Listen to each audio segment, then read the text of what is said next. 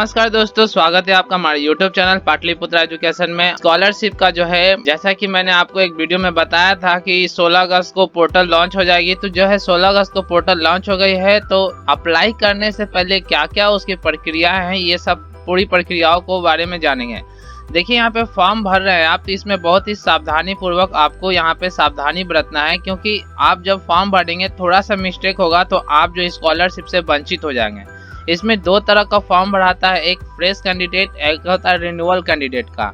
तो ध्यान रखना है यहाँ पे कि जो फ्रेश कैंडिडेट है वो कैसे फॉर्म भरना है और जो रिन्यूअल कैंडिडेट है उनको क्या करना है, ये सारे प्रक्रियाओं को इसमें जानेंगे। अगर आप इसके पहले कभी एनएसपी वेबसाइट पे आप जो है फॉर्म भर चुके हैं तो ये चीज़ का आपको ध्यान रखना होगा कि फॉर्म जो है रिन्यूअल आपको फॉर्म भरना होता है। तो यहाँ पे जो 12th क्लास में जिनका भी लिस्ट में नाम आ गया है और जिनका नहीं आया है वो क्या करना है, चलिए इसके बारे में हम जानते हैं। तो उसके पहले जो है क्या क्या डॉक्यूमेंट लगता है उसके बारे में आप जान लीजिए। तो देखिए, यहाँ पे आवेदन करने से पहले आपको जो है पोर्टल में क्या क्या आवेदन के लिए डॉक्यूमेंट लगता है वो चीज के बारे में आप यहाँ से जान लीजिए। तो देखिए, यहाँ पे आपके सामने लिखा हुआ है कि पहली बार अगर कोई स्टूडेंट जो है आवेदन कर रहे छात्रवृत्ति के लिए, तो उनको रजिस्ट्रेशन फॉर्म में जो भी दस्तावेज है उसको जो है सटीक और प्रमाणिक साथ उनको जो है आवेदक के रूप में पोर्टल पर रजिस्टर करना होता है। तो उस रजिस्टर करने से पहले क्या क्या उसमें लगते हैं उसको देख लीजिए। पहला जो आपका लगना है, आपको जो है अगर माता पिता अभिभावक द्वारा भरा जाना आवश्यक है, जो पंजीकरण की तिथि से 18 वर्ष से कम है।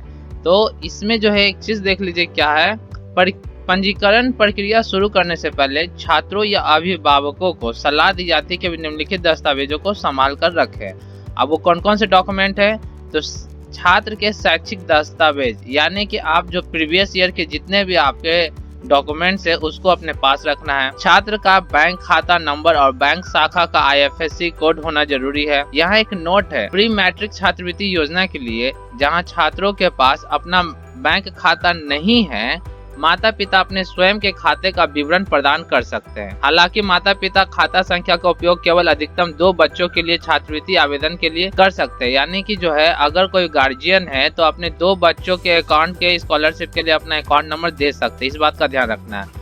उसके बाद जो है छात्र का आधार संख्या लगता है। फिर जो है आपका चौथा, यदि आधार उपलब्ध नहीं है तो संस्थान या स्कूल से बोनाफाइड छात्र प्रमाण पत्र और आधार नामांकन ID या बैंक पासबुक की स्कैन की हुई प्रति। ध्यान रखना है, आधार कार्ड अगर नहीं है तो संस्थान से आपको बोनाफाइड छात्र प्रमाण पत्र करवाना पड़ेगा। साथ ही जो है आपको आधार नामांकन ID, जो इनरोलमेंट नंबर होता है, जो आप आधार के लिए एप्लीकेशन करते हैं, वो इनरोलमेंट नंबर वाला जो पेज होता है वो स्कैन करके इसमें लगाना होता है, या नहीं तो बैंक पासबुक की स्कैन की हुई प्रति। उसके बाद जो है यदि संस्थान या स्कूल आवेदक के अधिवास राज्य से अलग है तो संस्थान या स्कूल से बोनाफाइड छात्र प्रमाण पत्र। यानी कि अगर जिस स्कूल में आप पढ़ते हैं, यहाँ पे देखिए क्या लिखा हुआ है कि संस्थान या स्कूल आवेदक के अधिवास राज्य से अलग है, यानी आप जहाँ पे जिस भी राज्य में रह रहे हैं और आपका स्कूल अलग है तो आपको जो है बोनाफाइड स्कूल से लिखवाना पड़ेगा। अगर ये आप आवासीय प्रमाण पत्र नहीं है तो आपको इसके लिए ये चीज करना पड़ेगा। उसके बाद ऑनलाइन आवेदन पत्र भरने के लिए संक्षिप्त निर्देश नीचे दिए गए हैं।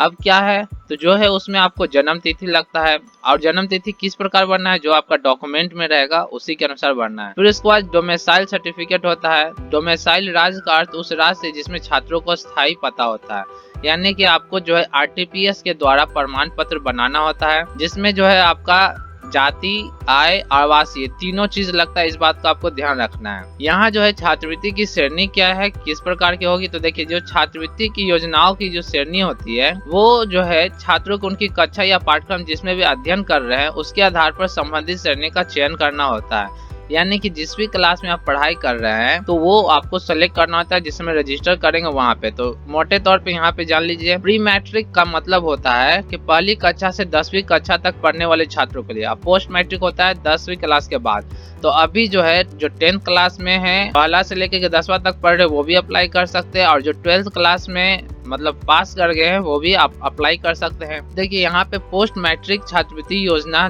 लिखा हुआ है। तो आज जो है जो भी आपका फॉर्म पोर्टल लॉन्च हुआ है तो एक आपका एग्जाम होता है राष्ट्रीय आय सह मेधा छात्रवृत्ति। तो उसके लिए भी जो है यहीं से फॉर्म भरना होता है, आपको नेशनल पोर्टल पे जाकर के फॉर्म को फिलअप करना है।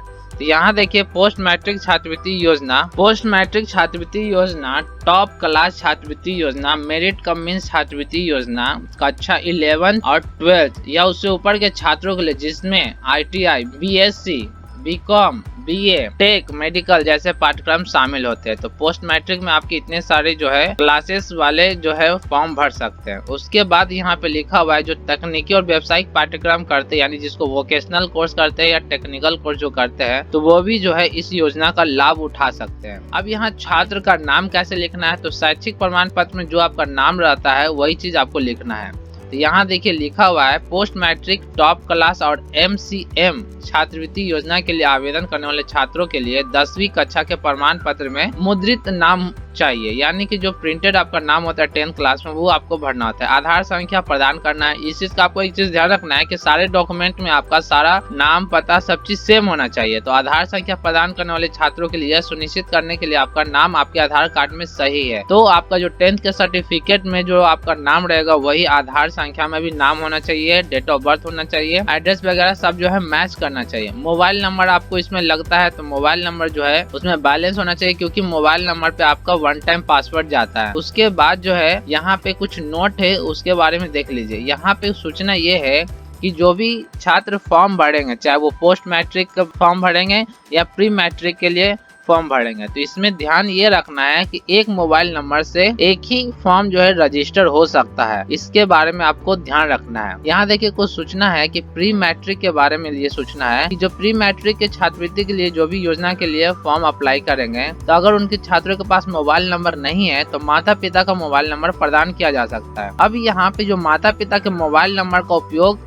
केवल अपने 2 बच्चों में से अधिकांश के लिए छात्रवृत्ति आवेदन भरने के लिए किया जा सकता है, यानी कि माता पिता जो अपने मोबाइल नंबर का उपयोग 2 बच्चों के लिए कर सकते हैं। तो ये है सिर्फ प्री मैट्रिक छात्रवृत्ति के लिए, इस बात का ध्यान रखना है। ईमेल आईडी होना जरूरी है। अब यहाँ पे जो है ईमेल आईडी पे आपका पासवर्ड वगैरह टोटल चीज जाता है, वहाँ पे भी वन टाइम पासवर्ड भेजा जाता है, और जो आपका एप्लीकेशन आईडी होता है वो ईमेल पे भी भेजा जाता है। तो कभी कभी मोबाइल पे ना भेज करके आपको ईमेल पे भी भेजा जाएगा या दोनों पे भेजा जाएगा, ईमेल और मोबाइल दोनों पे। तो इस बात का ध्यान रखना है कि आपका वैलिड ईमेल आईडी होना चाहिए। फिर जो है आपका बैंक खाता होना चाहिए, आपका जो है एक्टिव अकाउंट होना चाहिए जिसमें जो है IFSC कोड उसमें जिक्र रहना चाहिए। यहाँ लिखा हुआ है कि आपके IFSC कोड के आधार पर बैंक का नाम स्वचालित रूप से उल्लेखित किया जाएगा, यदि नहीं तो इसे बैंक पासबुक पर प्रिंटेड के रूप में लिखें। तो आपका जो है एक बैंक अकाउंट होना चाहिए।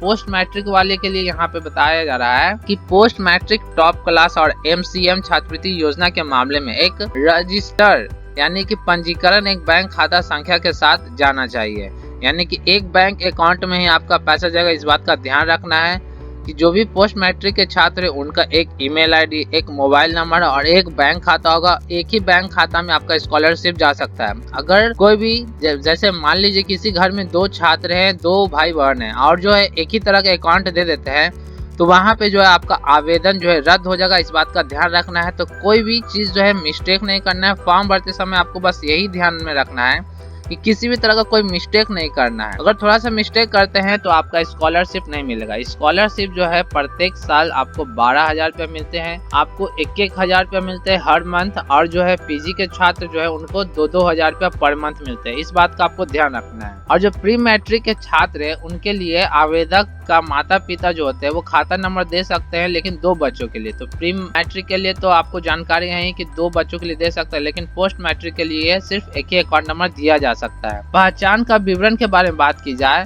तो देखिए यहाँ पे पहचान के विवरण के लिए आपको आधार नंबर देना होगा। जिन छात्रों के पास आधार नंबर है उन्हें 12 अंकों का आधार नंबर देना आवश्यक है, जैसा कि आधार कार्ड पे प्रिंटेड होता है 12 अंक का आधार नंबर। अब यहाँ पे बताया जा रहा है कि पंजीकरण फॉर्म जमा करने पर सिस्टम आवेदक के व्यक्तिगत पहचान विवरणों के आधार रिकॉर्ड के साथ मिलान करेगा, यानी जो भी आप फॉर्म फिल कर देंगे उसके बाद जो आपका डॉक्यूमेंट है और जो फॉर्म आपने फिल किया उस पे आपको मिलान करना है कि सब चीज सही वगैरह है कि नहीं। अगर गलत है तो उसको वहीं पे एडिट करके उसको सुधार कर लेंगे, नहीं तो गलत ही आपका प्रिंटेड हो जाएगा। तो यहाँ पे एक बात बताया जा रहा है कि एक आधार संख्या के साथ केवल एक ही पंजीकरण की अनुमति है। तो ये आपको सूचना थी। और यहाँ पे महत्वपूर्ण लेख आपके बारे में बताया जा रहा है कि आवेदन जमा करने के बाद आपको जो है लॉगिन आईडी और पासवर्ड जो है NSP पोर्टल में लॉगिन करके प्रदान किया जाता है और फिर उसके बाद मोबाइल नंबर पे आपको OTP जाता है। और यदि पासवर्ड प्राप्त नहीं होता है तो लॉगिन कर करके पासवर्ड भूल जाने का विकल्प को उपयोग करेंगे, यानी फॉरगेट पासवर्ड पे आप जो है पासवर्ड को फिर से आप क्रिएट कर सकते हैं। तो जो है आपको वहाँ पे पासवर्ड मोबाइल पे जाता है। अधिकतर पासवर्ड जो है आपका डेट ऑफ बर्थ ही रहता है, इस बारे में आपको थोड़ा ध्यान रखना है। उसके बाद छात्रों को सलाह दी जाती है कि अपने छात्रवृत्ति आवेदन में सक्षम पदाधिकारी द्वारा आय प्रमाण पत्र के अनुसार वार्षिक परिवारी आय प्रदान करें। तो यहाँ पे एक शॉर्ट में आप देख लीजिए कि छात्रवृत्ति के लिए आवश्यक दस्तावेज क्या क्या लगता है, वो शॉर्ट में आपको बता देता हूँ। एक बात का आपको ख्याल रखना है कि जो भी आप ऑनलाइन आवेदन करेंगे तो ऑनलाइन आवेदन करते समय ये जितने सारे डॉक्यूमेंट है वो जो है आपको सेल्फ अटेस्टेड होना जरूरी है।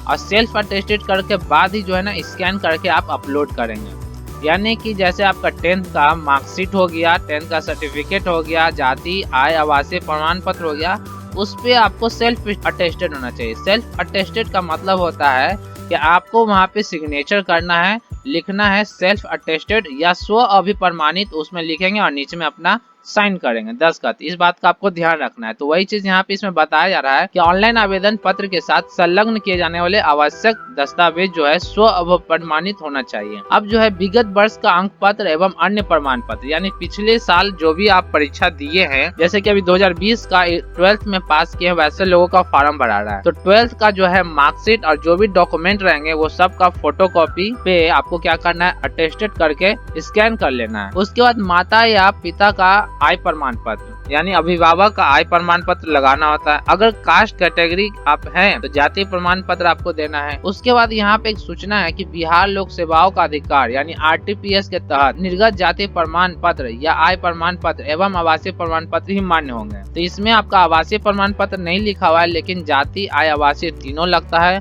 और वो RTPS के द्वारा निर्गत ही आप भर सकते हैं। इस बात का आपको ध्यान रखना है कि RTPS कैसे करना है, उसके लिए मैं एक वीडियो बना दूंगा, नेक्स्ट वीडियो में आपको वो मिल जाएगी। और ऐसे जो है RTPS के लिए आप खुद से अप्लाई कर सकते हैं। RTPS के अप्लाई करने के लिए आपका जो है आधार में नंबर होना वो जरूरी है। तो एक चीज ध्यान रखना है कि जो आधार में नंबर है वो आपका एक्टिव होगा, तभी जो है आपका RTPS के द्वारा जातीय आवासीय बन सकता है। उसके बाद यहाँ पे आवेदक द्वारा आवेदन पत्र में अपने बैंक का IFSC कोड एवं खाता संख्या अंकित करने के पश्चात साक्ष्य के रूप में स्कैन किया गया पासबुक का प्रथम पृष्ठ या कैंसिल चेक का संलग्न किया जाना अनिवार्य है। यानी कि जब आप वहाँ पे फॉर्म को अपलोड करेंगे तो IFSC कोड और खाता संख्या देना ही है, साथ में जो आपका पासबुक का जो फ्रंट पेज का डिटेल लिखा रहता है वो जो है आपको स्कैन करके लगाना है। या नहीं तो अगर आपके पास चेक है तो चेक को कैंसिल कर देना है, यानी कि एक बार उस चेक को क्रॉस कर देना है, वो चीज आपको लगाना है, ठीक है, वो वेरिफिकेशन के लिए। उसके बाद आधार कार्ड आपका लगता है, उसका स्कैन किया हुआ कॉपी, फिर जो उक्त सत्र की शुल्क की प्राप्ति रसीद, यानी कि जैसे जो भी अभी बच्चे एडमिशन लिए हैं 11th क्लास में तो वो जो है आपको इसमें लगा देना है। फिर आवेदक का फोटोग्राफ रहता है और आवेदन करने की तिथि जो है, जैसा कि छात्र छात्राओं द्वारा सेंट्रल सेक्टर छात्रवृत्ति योजना के लिए ऑनलाइन आवेदन करने की तिथि 16/8/2020 से शुरू है और अंतिम तिथि जो है आपका 31 अगस्त तक है, यानी कि जो है आपका 31 अगस्त तक लास्ट अप्लाई करने का तिथि है। इस बारे में आपको ध्यान रखना है। अब अप्लाई कैसे करना है, चलते वेबसाइट की ओर। यहाँ पे देखिए, अप्लाई करने के लिए आपको आ जाना है वेबसाइट पे और यहाँ पे देख सकते हैं कि फ्रंट में आपको ये लिंक जो है डिस्क्रिप्शन में आपको मिल जाएगा, scholarship.gov.in आप टाइप करेंगे तो वो भी आ जाएगा। ये न्यू रजिस्ट्रेशन पे आपको क्लिक करना होता है, इस बात का ध्यान रखना है। जो फ्रेश कैंडिडेट है, जो कभी फॉर्म नहीं भरे हैं, पहली बार भर रहे हैं, उसको यहाँ पे अप्लाई करना है। एक बात ध्यान रखना है, जिसका भी लिस्ट में नाम नहीं है वो यहाँ से इसमें अप्लाई करेंगे। तो यहाँ पे चलिए इसको क्लिक करते हैं। उसके बाद देख सकते हैं कि ये आपका इंटरफेस खुल करके आ जाता है और यहाँ पे गाइडलाइंस फॉर रजिस्ट्रेशन और नेशनल स्कॉलरशिप पोर्टल, यानी कि जब जो अभी मैंने आपको हिंदी में बताया उसी का जो इंग्लिश रूप है। सारे डिटेल्स यहाँ पे आपको दिया हुआ है कि फॉर्म भरने से पहले इतने सारे डिटेल्स आपको होने चाहिए। उसके बाद जो है हिंदी का जो डिटेल का PDF है मैं आपको वो दे दूंगा, PDF डाउनलोड कर लीजिएगा लिंक में जाकर।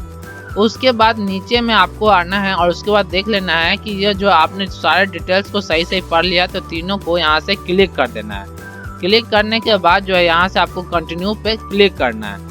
उसके बाद न्यू पेज आपका खुल करके आएगा कुछ इस तरह का। यहाँ पे देख सकते हैं कि लिखा हुआ है fresh registration for academic year 2021, यानी जिनका शैक्षणिक सत्र 2020 से 21 है वही इस फॉर्म को अप्लाई करेंगे। जिनका शैक्षणिक सत्र 2019 से 20 है वो इस फॉर्म को अप्लाई नहीं करेंगे। उनके लिए रिन्यूअल के लिए ऑप्शन आता है, वो यहाँ पे जा करके देख सकते हैं अप्लाई फॉर रिन्यूअल लिखा हुआ है, तो अप्लाई फॉर रिन्यूअल पे जाकर के रिन्यूअल करेंगे। क्योंकि उनका जो है एप्लीकेशन आईडी और पासवर्ड जनरेट होता है, तो एप्लीकेशन आईडी, पासवर्ड और कैप्चा डाल करके लॉगिन करके अपना फॉर्म को फिर से रिन्यूअल कर लेंगे। इसमें एक चीज का आपको ध्यान रखना है कि जो फ्रेश कैंडिडेट होते हैं वो इस फॉर्म को भरेंगे, और जो रिन्यूअल वाले कैंडिडेट है यानी कि जो पहले भी फॉर्म भर चुके हैं तो दोबारा जो है फ्रेश आकर के फॉर्म अप्लाई नहीं करेंगे, क्योंकि उनका जो आवेदन रद्द हो जाएगा। इस बात का ध्यान रखना है, बहुत ही बारीकी से आपको भरना होता है। यहाँ देखिए, यहाँ पे आपका स्टेट डोमिसाइल होता है, यानी जिस भी राज्य में आप रहते हैं किसी भी राज्य का यहाँ पे आप स्कॉलरशिप अप्लाई कर सकते हैं। उसके बाद यहाँ पे जो है आपको भरना होता है, तो जो आपका 10th से नीचे हैं या 10th तक के हैं तो उनको प्री मैट्रिक भरना है, और जो 10th पास कर चुके हैं यानी 12th में आ गए हैं उनको पोस्ट मैट्रिक फॉर्म भरना है। उसके बाद यहाँ पे जो आपका नाम भरना होता है, यहाँ पे स्कीम टाइप में आपको लिखना है स्कॉलरशिप स्कीम। उसके बाद यहाँ पे डेट ऑफ बर्थ आपको चुन लेना है, फिर जेंडर आपको चुन लेना है। यहाँ आपका मोबाइल नंबर भरना, एक ही मोबाइल नंबर भरेंगे, इस बात का ध्यान रखना है। यहाँ आपका ईमेल आईडी भरेंगे, यहाँ बैंक का IFSC कोड, यहाँ पे कंफर्म बैंक IFSC कोड। दोबारा ये जो रेड कलर का दिख रहा है एस्ट्रिक मार्क, इसको भरना अनिवार्य है। यहाँ जो है बैंक अकाउंट नंबर, यहाँ फिर से अकाउंट नंबर, बैंक का नाम देना है, यहाँ पे आइडेंटिफिकेशन देना है, यानी कि आप आइडेंटिफिकेशन अगर आधार कार्ड है तो आधार कार्ड का आइडेंटिफिकेशन देंगे, और नहीं तो बैंक अकाउंट का। ध्यान रखना है अगर आपके पास आधार कार्ड है तभी इसको सेलेक्ट करेंगे, अगर नहीं है तो आप बैंक अकाउंट अगर आपके पास है तो ये वाले ऑप्शन को क्लिक करेंगे। उसके बाद जो यहाँ से कैप्चा डाल करके आपको क्या करना है, रजिस्टर कर देना है। रजिस्टर करने के बाद जो है आपके मोबाइल पे OTP जाएगा और एप्लीकेशन आईडी जाएगा। एप्लीकेशन आईडी आपको क्या करना है, स्क्रीनशॉट खींच के रख लेना है, और या नहीं तो लिख लेना है, क्योंकि जो कभी कभी ये जो है आपका एप्लीकेशन आईडी मोबाइल पे नहीं जाता है। तो दोस्तों यहाँ पे इस तरह से आपकी प्रक्रिया थी, इस तरह से जो है आप अपना फॉर्म को अप्लाई कर सकते हैं। नेक्स्ट वीडियो में मैं आपको लाइव भर करके दिखाऊंगा, क्योंकि ये वीडियो काफी लंबा हो जाएगा, इसीलिए इसको यहीं तक मैं रखता हूं। और नेक्स्ट वीडियो में किस तरह से फॉर्म को भरना होता है सारे बातों को मैं बताऊंगा। तो इस चैनल को सब्सक्राइब कर लीजिए, क्योंकि नेक्स्ट वीडियो आपको आने वाली है इससे रिलेटेड। और इसके पहले जो है ना पार्ट 1 वीडियो आ चुका है, उसको जाकर के जरूर देखिएगा। मिलते हैं दोस्त नेक्स्ट वीडियो में। जय हिंद, जय भारत।